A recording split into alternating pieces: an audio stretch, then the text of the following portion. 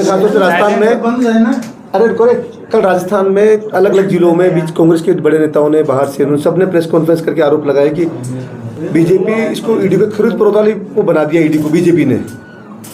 इनके कन्हैया कुमार कहते हैं कि आरएसएस भवन के ऊपर कार्रवाई क्यों नहीं होती है, ये इतनी बड़ी बड़ी बिल्डिंगें कैसे बन रही है। कल उन्होंने एक बड़ी प्रेस कॉन्फ्रेंस।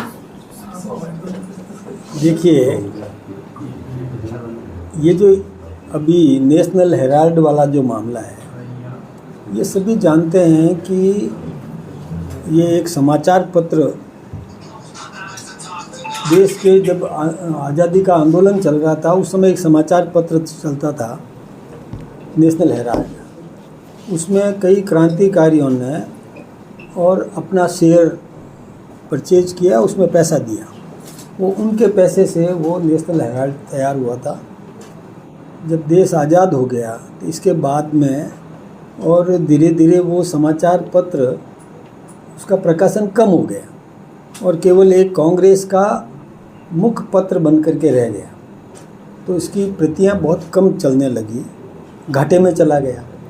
उस घाटे को उबारने के लिए कांग्रेस पार्टी ने कोई सहयोग किया और वो चेक कभी पेश भी नहीं हुआ।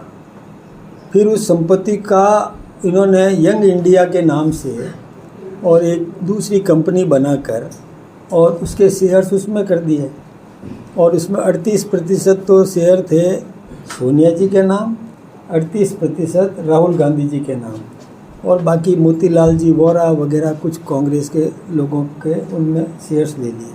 और वो सारी संपत्तियां केवल 50 लाख में और मतलब जो 500 करोड़ से ज़्यादा कीमती संपत्तियां हैं वो 50 लाख में और उधर हस्तांतरित कर दी। मैं सोचता हूँ कि ये बहुत बड़ा घपला है और इसमें भी हम लोगों ने कहीं मुकदमा दर्ज नहीं कराया। ये सुप्रीम कोर्ट के आदेश से मुकदमा दर्ज हुआ और जब मुकदमा दर्ज हुआ उस समय कांग्रेस का देश पर शासन था।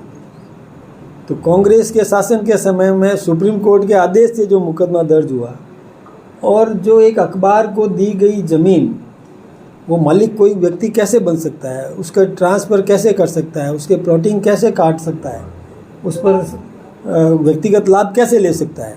तो ये मामला है, तो इसमें ईडी जांच कर रही है तो जांच करेगी। ये संस्थाएं बनी भी इसीलिए है। तो अब उसमें यदि वो अपने समय में कुछ दुरुपयोग करते रहे होंगे तो वो सोचते हैं बीजेपी कर रही है, जो बीजेपी ने कहीं नहीं किया। और ये संस्थाएं अपने हिसाब से जांच के आधार पर निर्णय करती है और उसी के आधार पर हुई। अब ये आरएसएस की बात कर देना, यहाँ हमारे यहाँ देखिए, जो कोई भी जानता नहीं है, यदि जानना चाहे तो संघ की शाखा में जाए, वहाँ साल में एक बार गुरु दक्षिणा होती है। हमारा स्वयंसेवक अपने गाढ़े पसीने की कमाई में से और कुछ राशि बचा करके गुरु दक्षिणा के रूप में अर्पित करता है और उससे हमारी ये सब हमारा काम चलता है। हम कोई ऐसे नहीं है, लेकिन होता क्या है कि जो जैसा होता है वो दूसरे के बारे में भी ऐसा सोचता है।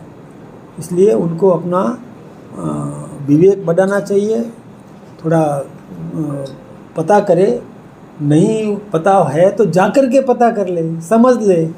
किसी भी प्रकार का ऐसे संगठन पर मिथ्या आरोप लगाना ठीक बात नहीं है। और जो कानून का काम कर ही रहा है, करने दो। अब आज एक मिनट के लिए सोच रहे सोनिया जी ने जमानत क्यों कराई, क्या ज़रूरत थी जमानत कराने की। राहुल गांधी जी ने जमानत क्यों कराई, वाड्रा जी ने जमानत क्यों कराई। मीन्स मन का चोर था तब जमानत कराई। ये तो खुद जानते हैं, अंदर से तो सब समझे हुए हैं कि ये हमने अपराध तो किया है, इसलिए जमानत करा दो, नहीं तो गिरफ्तार कर लेंगे ये। तो उस भय से की ना, तो इसका मतलब तो ये हुआ कि अपराध तो हुआ। वैसे वो कह रहे ईडी के डर दिखाकर मित्र बनाए जा रहे हैं।